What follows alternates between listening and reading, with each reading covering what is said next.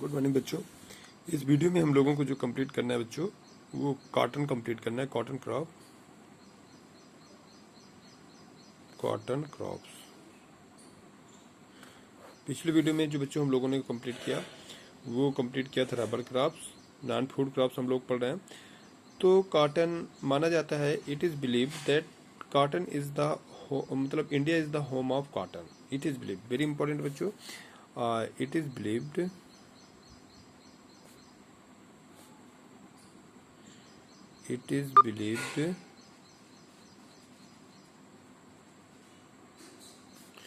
that India is home of cotton। थोड़ा सा एक बात समझ लेते हैं कि ऐसा क्यों कहा जाता है कि India is the home of cotton, ऐसा क्यों बिलीव किया जाता है। तो बच्चों मैं बता दूं कि जैसे आप लोग जब ग्लोबलाइजेशन पढ़ेंगे तो उसमें पढ़ाया जाता है कि जैसे पोटैटो एक क्रॉप्स है जो कि अमेरिका में जनरेट हुई और पूरी दुनिया में फैल गई। ठीक है, टोमेटो एक ऐसी क्रॉप्स है जो कि अमेरिका में जनरेट हुई, पूरी दुनिया में फैल गई। सेम स्वीट पोटैटो, चिलीज, ये सब अमेरिकन क्रॉप्स हैं जो कि अमेरिका में डेवलप होकर के धीरे धीरे करके पूरे वर्ल्ड में फैली। तो वैसे ही कॉटन एक ऐसी क्रॉप्स है जो कि इंडिया में जनरेट हुई। हम बहुत पहले इंडस वैली सिविलाइजेशन, जो कि आज के लगभग 4000-5000 साल पहले की घटना है, 5000 BC मतलब AD 5000 ईयर बिफोर की एक्सीडेंट है। वहां पर भी जब हम पाते हैं बेटा, तो हमें कॉटन के साक्ष्य मिलते हैं। We know that they grow cotton and they were familiar from cotton. तो इससे ये पता चलता है कि कॉटन का प्रोडक्शन, कॉटन का डेवलपमेंट इंडिया में हुआ है। तो इसी वजह से माना जाता है, it is believe that India is the home of the cotton. Okay, तो इतना क्लियर हुआ कि इसे क्यों इंडिया को होम ऑफ कॉटन क्यों कहा जाता है। आप लोगों को क्लियर हो गया बेटा। 1 मार्क क्वेश्चन के लिए वेरी इंपॉर्टेंट है। जो कॉटन क्रॉप होती है बेटा, ये कैश क्रॉप होती है। Cotton crop is a cash crop. Cash crop के बारे में जानते हो कि it is directly sell in the market. Its main it to going of its purpose is directly sell in the market and gain the money. ठीक है, और ये बेसिकली बेटे रॉ मटेरियल होता है। तुम तो जानते हो कि इसे रॉ मटेरियल के रूप में यूज किया जाता है। Raw material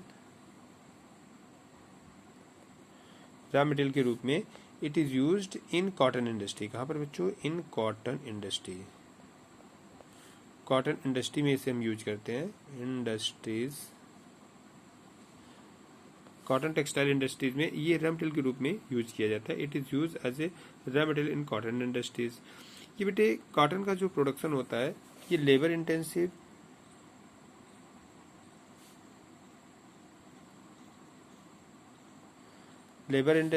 as well as capital intensive, दोनों क्रॉप होता है। Labour intensive as well as capital intensive, दोनों तरीके का क्रॉप होता है activity. During the cotton picking season India is the third. हाँ, अब क्योंकि कॉटन पिकिंग सीजन होता है, एक एक इसके फ्रूट, एक एक बेटा ये एक फूल जैसे होता है, मतलब एक बड बनती है, उसी के अंदर होता है, तो उसको एक एक को पिकअप करके तोड़ना पड़ता है। इस वजह से इसे लेबर इंटेंसिव भी कहा जाता है। एंड इंडिया देखा जाए तो India is the third largest producer of cotton in the world. ठीक है, इंडिया की रैंकिंग देखा जाए तो India is third largest cotton producing country in the world.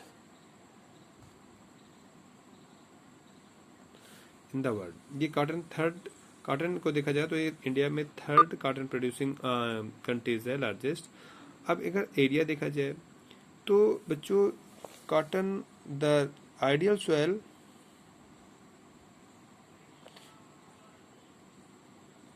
For cotton production के लिए जो होती है बेटा, फॉर कॉटन प्रोडक्शन के लिए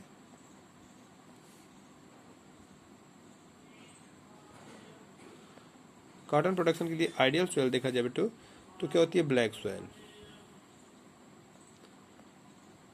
इतनी आइडियल होती है कि ब्लैक सॉइल को हम लोग बेटे कॉटन सॉइल के नाम से भी जानते हैं। ठीक है, black soil is so important for the production of cotton that black soil is considered as a that black soil is a known as a cotton soil. Black soil का दूसरा नाम हमारा कॉटन सॉइल भी है, ठीक है। It is so much important. अब area देखा जाए तो it is mainly grown in black soil area. अब एरिया में देखा जाए तो सबसे ज़्यादा cotton producing area, cotton producing area देखा जाए बच्चों तो गुजरात जहाँ पर बहुत ज़्यादा अमाउंट में ब्लैक सॉइल पाई जाती है, गुजरात, महाराष्ट्र,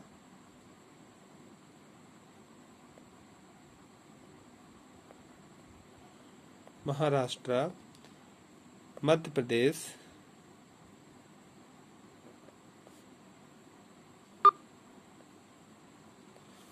प्रदेश, पंजाब, हरियाणा एंड राजस्थान। पंजाब, हरियाणा एंड राजस्थान, ये बेटे main cotton producing states of India है। अगर इसके लिए ज्योग्राफिकल कंडीशन देखा जाए, geographical condition for cotton grown, geographical condition, geographical condition देखा जाए बेटे तो it is specially Deccan trap, black soil में इसका प्रोडक्शन होता है। और इट रिक्वायर्ड टेम्परेचर, इसका जो रिक्वायर्ड टेम्परेचर होता है बच्चों, रिक्वायर्ड टेम्परेचर जो होता है 20 degree Celsius to 30 degree Celsius चाहिए, 20 डिग्री टू 30 डिग्री सेल्सियस चाहिए, ठीक है। एंड इसके लिए जो आइडियल रेनफॉल होती है, रेनफॉल